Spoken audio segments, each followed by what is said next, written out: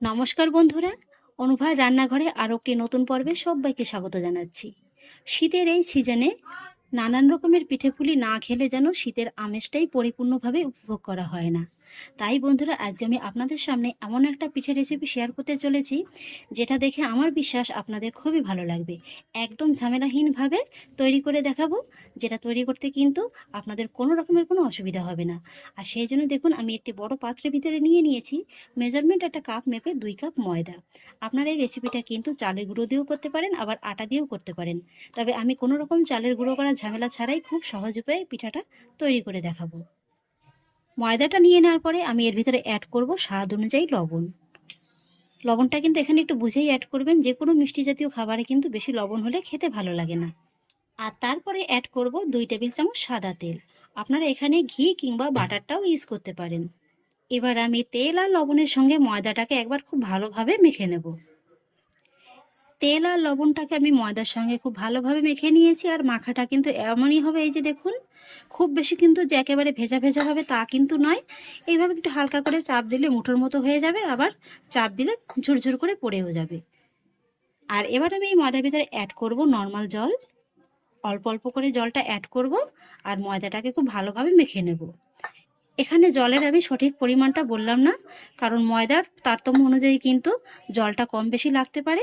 তবে ডোটা এমনভাবেই মাখতে হবে, আমরা সাধারণত রুটি বানানোর ক্ষেত্রে যেমন ডোটা মেখে থাকি তার থেকে কিন্তু একটু সাধারণ শক্ত করে মেখে নিতে হবে। ডোটিকে দেখুন বন্ধুরা, আমি খুব ভালোভাবে মেখে নিয়েছি। একটু শক্ত ধরনের মেখে নিতে হবে, তবে কিন্তু খুবই মসৃণ করে মেখে নিতে হবে, এই যে দেখুন। আর এবার আমি ডোটিকে একটা ভেজা সুতির কাপড় দিয়ে 10 মিনিটের মতো এইভাবে একটু ঢেকে রেস্টে রেখে দেব। আর এই 10 মিনিটের ফাঁকে চলুন আজকের পিঠাটার জন্য একটা নারকেলের পুর রেডি করে নেব। সেই জন্য একটা কড়ার ভিতরে নিয়ে নিয়েছি ওই একই কাপ মেপে ঠেসে ঠেসে 1 কাপ নারকেল কোড়া। তার মধ্যে নিয়ে নেব হাফ কাপ খেজুরের গুড়। এখানে আপনারা গুড়ের পরিবর্তে কিন্তু চিনি দিয়েও পুরটা রেডি করে নিতে পারেন। সেই সঙ্গে নিয়ে নেব ফাটিয়ে নেওয়া 3টি এলাচ।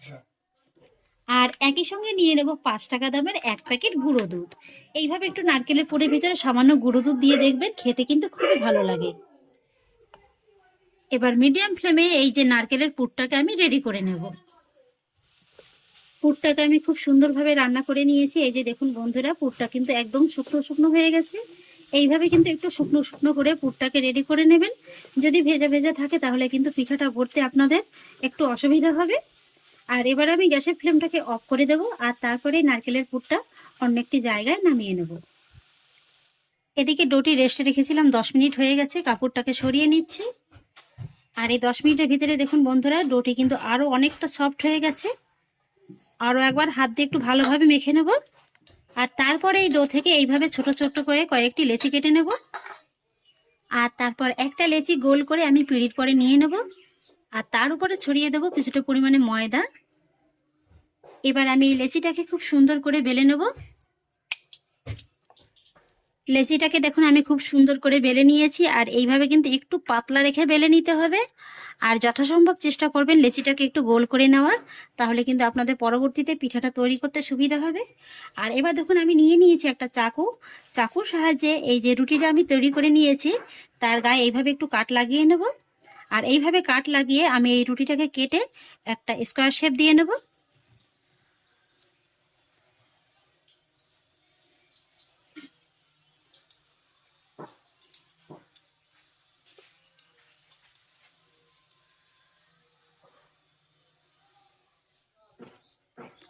আপনাদের কাছে যদি পিৎজা কাটার থাকে তাহলে কিন্তু আরো অনেকটা সুবিধা হবে। রুটিটাকে আমি এইভাবে কেটে খুব সুন্দরভাবে তৈরি করে নিয়েছি। আর এবার একটু খেয়াল করে দেখুন, এই পিঠার ডিজাইনটা তোলা কিন্তু খুবই সহজ। এইভাবে একটা মাথা ধরে এইভাবে একটু, এই যে দেখুন, একটু ভাঁজ করে দিতে হবে। তারপরে আবারও এইভাবে একটু ঘুরিয়ে নিয়ে আবারও এইভাবে একটা মাথা ধরে ভাঁজ করে দিতে হবে। দেখে নিশ্চয়ই বুঝতে পারছেন যে আমি ঠিক কিভাবে ভাঁজটা দিয়ে নিয়েছি। আর এইভাবে একটু আলতো হাতে চেপে চেপে দেবেন। খুব বেশি কিন্তু জোরে চাপতে যাবেন না, তাহলে কিন্তু আবার এর সঙ্গে বসে যাবে। এইভাবে যখন খুব ভালোভাবে চেপে নেওয়া হয়ে যাবে, তখন এইভাবে রুটিটাকে ধরে উল্টো করে দিতে হবে। আপনাদের একটু কাছ থেকে দেখিয়ে দিচ্ছি। আর এইভাবে যখন উল্টো করা হয়ে যাবে, যে নারকেলের পুরটা রেডি করে রেখেছিলাম সেই নারকেলের পুরটা এইভাবে একটু হাতের সাহায্যে গোল করে এই যে রুটিটার উপর থেকে এইভাবে বসিয়ে দিতে হবে।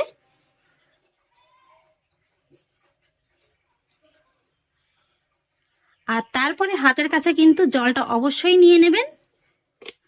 জলটা দিয়ে এইবার এই যে সাইড থেকে এইভাবে কিন্তু একটু জল হাত করে দিতে হবে। আর তারপরে আবারও এইভাবে রুটিটার একটা সাইড ধরে এইভাবে একটু এই যে পুরের উপরে দিয়ে বসিয়ে দিতে হবে। এইভাবে একটা সাইড বসানোর পরে কিন্তু আবারও উল্টো দিকের আরেকটা সাইড ধরে বসিয়ে দিতে হবে। তারপরে আবারও আরেকটা সাইড বসিয়ে দিতে হবে, একটু চেপে চেপে দেবেন। তারপরে দেখুন একই রকম ভাবে আরো একটা সাইড আমি নিয়ে নিলাম।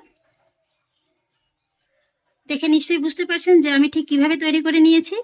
আর এবার এই যে সাইডগুলো এইভাবে একটু চেপে জয়েন করে দিতে হবে। প্রথম পর্যায়ে দেখে একটু কঠিন মনে হলেও একটা তৈরি করার পরে কিন্তু আপনাদের কাছে তৈরি করার কোনো ব্যাপারই মনে হবে না। এই যে দেখুন, আপনারা চাইলে ডিজাইনটা এইভাবেও রাখতে পারেন, তবে আমি আরেকটু সৌন্দর্যের জন্য দেখুন এই যে উল্টো দিক করে নিলাম। তারপরে এই যে পার্টগুলো আছে এই পার্টগুলোকে এইভাবে ধরে একটু তুলে দেব।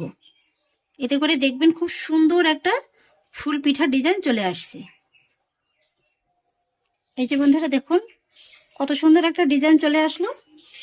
আর তারপরে এই যে জয়েন্টের মুখে এইভাবে একটা লবঙ্গ দিয়ে খুব ভালোভাবে সিল করে দিতে হবে। এতে করে পিঠাটা দেখতেও যেমন সুন্দর লাগবে, এই যে জয়েন্টের মুখটাও কিন্তু ছিঁড়ে যাওয়ার কোনো ভয় থাকবে না।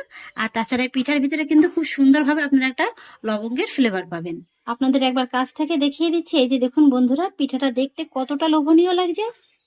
কি বন্ধুরা, দেখে কি কোনো কঠিন মনে হচ্ছে? খুবই সহজ কিন্তু এই পিঠার ডিজাইনটা তোলা। এই যে বন্ধুরা, এক এক করে সমস্ত পিঠাগুলোকে আমি তৈরি করে নিয়েছি। আর এই পিঠাগুলোকে কিন্তু আপনারা নানান রকম ভাবে খেতে পারেন। গরম জলে ভাপিয়েও খেতে পারেন, আবার তেলে ভেজেও খেতে পারেন, আবার দুধ রসে ভিজিয়েও কিন্তু খেতে পারেন। যেভাবেই খাবেন সেইভাবেই কিন্তু খেতে খুব ভালো লাগবে। তবে আমি আজকের এই পিঠাগুলোকে একটু গরম জলে ভাপিয়ে নেব। খুবই সহজ উপায়ে দেখিয়ে দেবো এবং খুবই কম খরচে দেখিয়ে দেবো। আর সেই জন্য একটা পাত্রে আমি খানিকটা পরিমাণে জল গরম বসিয়ে দিয়েছি। জলটা কিন্তু খুব ভালোভাবে গরম হয়ে গেছে। আর তার উপরে বসিয়ে দেবো এরকম একটা ছিদ্রযুক্ত থালা। থালাতে কিন্তু আমি সামান্য একটু সাদা তেল মাখিয়ে নিয়েছি। এবার একটা একটা করে পিঠা আমি এই যে থালার মধ্যে বসিয়ে দেবো।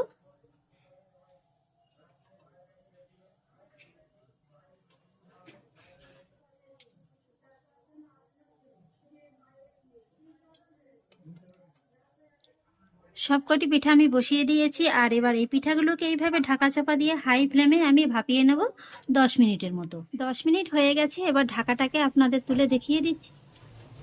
10 মিনিট হয়ে গেছে, এবার ঢাকাটাকে তুলে নিচ্ছি। এই যে দেখুন বন্ধুরা, পিঠাগুলো কিন্তু খুব সুন্দরভাবে একেবারে সেদ্ধ হয়ে গেছে। এই যে দেখুন, আর কালারটাও দেখুন কত সুন্দর একেবারে চেঞ্জ হয়ে গেছে। এবার আমি গ্যাসের ফ্লেমটাকে অফ করে দেব। আর তারপরে পিঠাগুলোকে হালকা করে একটু ঠান্ডা করে নেব। তবে যদি আপনাদের পক্ষে সম্ভব হয় এই পিঠাগুলোকে এইভাবে গরম গরম উনুন থেকে নামিয়েই খেয়ে নেবেন, তাহলে কিন্তু বেশি মজা পাবেন। পিঠাগুলোকে একটু ঠান্ডা করে একটা সার্ভিং প্লেটে সার্ভ করে নিয়েছি। দেখতে দেখুন কতটা অসম্ভব লোভনীয় লাগছে। এই যে বন্ধুরা, তৈরি হয়ে গেল আমার দারুণ মজাদার স্বাদের খুব সহজে ফুল ভাপা পিঠা রেসিপি। আপনারা হয়তোবা এই রেসিপিটি এর আগে এইভাবে কখনো খেয়ে দেখেননি। একবার হলেও খেয়ে দেখতে পারেন। কথা দিচ্ছি বারবার কিন্তু এইভাবেই খেতে মন চাইবে। এই পিঠাগুলো যত গরম গরম খাবেন ততই কিন্তু খেতে ভালো লাগবে। আর এগুলো দেখুন বন্ধুরা, আমারটা কিন্তু বেশ অনেকটা ঠান্ডা হয়ে গেছে, তবুও দেখুন কতটা একেবারে নরম তুলতুলে। এই যে দেখুন, দেখে নিশ্চয়ই বুঝতে পারছেন। ভিতরটা দেখুন শুধু একবার, নারকেলের পুরে ঠাসা। তাহলে আশা করছি বন্ধুরা আমার আজকের এই পিঠা রেসিপিটি আপনাদেরও খুব ভালো লেগেছে। যদি ভালো লেগে থাকে তাহলে আমাকে অবশ্যই একটা লাইক এবং কমেন্ট করবেন, সেই সঙ্গে বন্ধুদের সঙ্গে শেয়ার করবেন। আর প্লিজ বন্ধুরা, যদি আমার পরিবারের নতুন সদস্য হয়ে থাকেন তাহলে একটা সাবস্ক্রাইব করে পাশে থাকা বেল আইকনটি প্রেস করে দেবেন। ফিরে আসছি এরকমই পরের অন্য কোনো নতুন রেসিপি নিয়ে। সবাই ভালো থাকুন, সুস্থ থাকুন। ধন্যবাদ।